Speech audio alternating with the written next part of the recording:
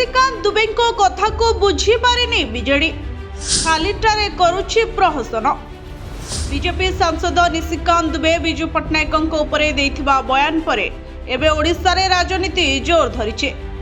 निशिकांत दुबे को बीजेडीर निशानार सामना करने को पड़ुछे। एमिति कि पूर्वतन मुख्यमंत्री तथा विजु जनता दलर सभापति नवीन पट्टनायक निशिकांत को मानसिक डाक्तर आवश्यकता अछि बोली मध्य कहबाकू पछाई नाहते। बीजेडीर बयानबाजी उपरे निजर सामाजिक गणमाध्यम मत रखिछन्ति बीजेपी नेता अनिल विश्वाल। अनिल कहिछन्ति बीजेपी सांसद निशिकांत दुबे ओडिशार पूर्वतन मुख्यमंत्री विजु पट्टनायक विरोध में अपमान कला भली किछि कहिनाते, बरं तांको से जणे साहसी स्वाधीनता संग्रामी बोली कहिछन्ते।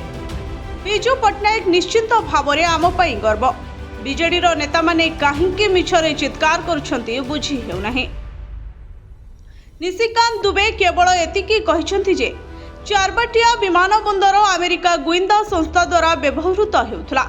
एहा एक ऐतिहासिक सत्य जे अमेरिकार CIA संस्था 1962 रु 1967 पर्यंत एहाकू अधिकृत भावे गुइंदा काम पई व्यवहार करुथला।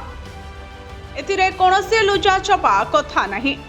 देशर प्रधानमंत्री जवाहरलाल नेहरू तांको सरकार समय रे अमेरिका रे भारतर राष्ट्रदूत थिबा ब्रजकुमार नेहरू को मार्च 8 1963 रे लिखिथिबा चिठी रे विजु बाबू अमेरिका जिबा कथा एवं सेठारे किछि अधिकारी को भेटिबा कथा लिखिछन्ते।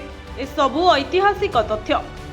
निशिकांत दुबे केवल सही कथा लिखिछन्ते। से विजु बाबू को नुहे बरं नेहरूंकर अमेरिका गुइंदा संस्था को सहाय्य करबा नीति को समालोचना करिछन्ते।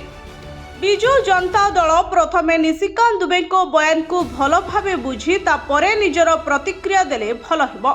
बड़ आश्चर्य जे बीजेडी काहींकि मिछरे विजु बाबू को अपमान हेउछि बोली कहि राजनैतिक फायदा नेबा पई चाहुछे। Bureau report, Odisha fast.